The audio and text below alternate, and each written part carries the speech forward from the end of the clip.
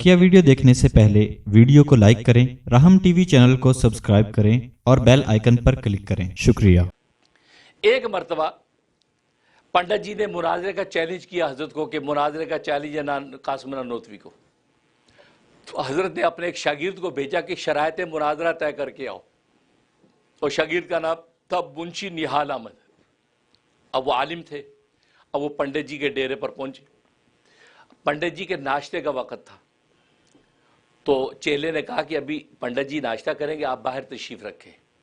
तो जब बाहर एक स्टूल था, स्टूल पे बिठा दिया, तो मुंशी निहाल अहमद वहाँ बैठ गए। अब नाश्ता आ रहा है, एक बड़ा सारा जो है वो थाल जो है ना, थाल हलवा पूरी तक 80 हलवा पूरियाँ होंगी उसमें। वो हलवा पूरियों का थाल अंदर गया। फिर दूसरा थाल है हलवे का भरा हुआ, वो उसके अंदर गया। फिर एक घड़ा है मिट्टी का, वो चने का सालन भरा हुआ, वो अंदर गया। इतनी बड़ी ठिलिया आई, वो शहद की भरी हुई, वो अंदर गया। उसके एक और घड़ा आया जो दूध का भरा हुआ, वो अंदर गया। अब मुंशी निहाल अहमद देख रहे हैं, वो सोच रहे, लगता अंदर हुजरे में 8, 10, 20 लोग हैं जो इतना बड़ा नाश्ता अंदर जा रहा है। खैर बैठे रहे। अब घंटा नहीं गुजरा होगा कि एक थाल साफ वापस आ रहा है, दूसरा थाल वापस आ रहा है। वो घड़े बिल्कुल सालन से सारे बर्तन बिल्कुल चट साफ होकर वापस आ रहे हैं। तो अभी तक भी मुंशी निहाल अहमद को ख़ास उसको नोटिस नहीं लिया। उनको सोचा कि 10-20 लोगों ने खाया होगा तो सब खा पी फाग। अब जब नाश्ते से फारिग हो गए तो पंडित जी ने बुलाया कि आ जाओ अंदर।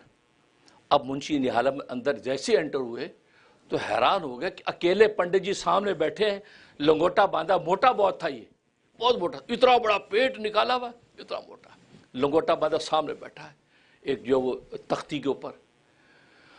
तो मुंशी निहाल अहमद इधर तो देख रहा है कि और कोई दरवाज़ा तो नहीं जिस दरवाजे से लोग निकल गए हों। तो लेकिन देखा दरवाज़ा भी कोई नहीं है। ये इतना नाश्ता क्या अकेले पंडित जी ने खाया? बड़ा ताज्जुब हुआ। तो चुपके से वो चेले से पूछते हैं कि ये नाश्ता अकेले पंडित जी ने खाया सारा? तो कहे अबे क्या नज़र लगाएगा तू पंडित जी को? क्या पूछ रहे हो? पंडित जी को हमारे नज़र लगाएंगे आप? हाँ अकेले पंडित जी खाएंगे, पंडित जी के साथ कोई बैठ के नहीं खा सकता, किसी के मजाल नहीं, पंडित जी का ही मुकाम है, अकेले खाते हैं। अब तो मुंशी निहाल में हैरान, एक आदमी इतना नाश्ता, 80 हलवा पूरियाँ और पता नहीं क्या कुछ खा गया भाई। तो खैर अब उसके बाद बातचीत हुई, मुनाजरे की शराइत तय हुए। तो मुंशी निहाल अहमद वहाँ से वापस दारुल देवबंद आ गए। तो इनके जो दूसरे साथी थे उनको उन्होंने ये किस्सा सुनाया। कहा कि यार मैं तो हैरान हो गया, पंडित जी इतना खाते हैं, कमाल कर दिया। नाश्ता उनका इतना है, दोपहर का खाना, रात का खाना क्या होगा? तो उस पर कहा मुंशी निहाल अहमद ने, अगर पंडित जी ने हज़रत मौलाना नानोतवी के साथ खाने पीने में मुनाजरा कर लिया तो मौलाना हार जाएंगे, क्योंकि वो खाता ही इतना है। और आपको पता है खाने पीने के मुकाबले होते हैं हमारे मुल्कों में, कॉलेज यूनिवर्सिटियों में वो मैस मास्टर बनता है, कौन ज़्यादा खाता है। तो खाने पीने के मुकाबले भी होते हैं।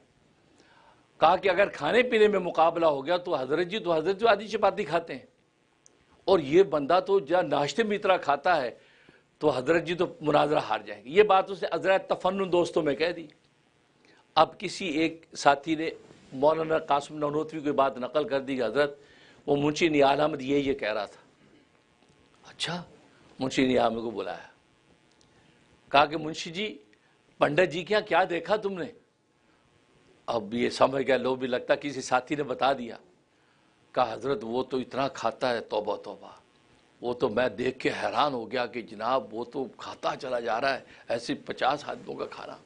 तो मैंने ऐसे कह दिया था कि अगर खाने पीने में मुनाजरा हो गया तो फिर जो है वो पंडित जी जीत जाएंगे, मौलाना हार जाएंगे। ये बात उस पर हज़रत ने हंस के फरमाया, कहा मियाँ अगर खाने पीने में मुनाजरा हुआ तो तुम किस मर्ज़ की दवा हो, तुम्हें आगे कर देंगे। मतलब तफन्नुन तुम्हें आगे कर देंगे, खाने पीने में तुम मुनाजरा करना। हाँ अगर इल्म और रूहानी में मुनाजरा हुआ तो फिर कासिम नानोतवी मुनाजरा करेगा।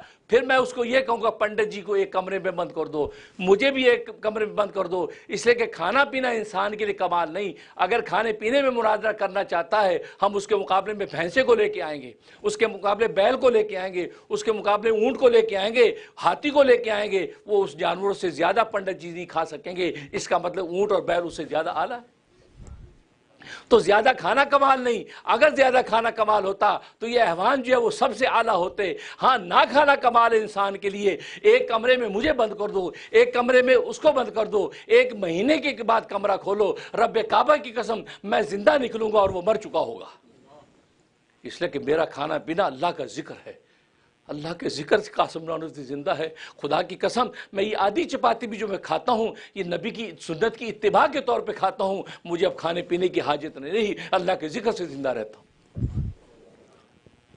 बाद लोग दुनिया में फरिश्तों वाला मुकाम पा जाते हैं, जैसे हम और आप भी तो पा लेते हैं। हम जब रोज़ा रखते हैं सारा दिन खाते नहीं पीते नहीं, ख्वाहिशात के मोहताज नहीं रहते, तो हम भी तो फरिश्ते हो गए। 16-16 घंटे हम फरिश्ते बने रहते हैं एक महीने की थोड़ी सी मेहनत पर। तो जो औलिया अल्लाह सारी जिंदगी जिन्होंने मेहनतें की हैं, अल्लाह तबारक व तआला वाकई उनको मलकूतियत की वो शान अता फरमा देते हैं, वो फिर खाने पीने के मोहताज नहीं रहते। हम जैसा अदना मुसलमान सारे दिन 16-17 घंटे के अरसे के अंदर खाने पीने का मोहताज नहीं रहता।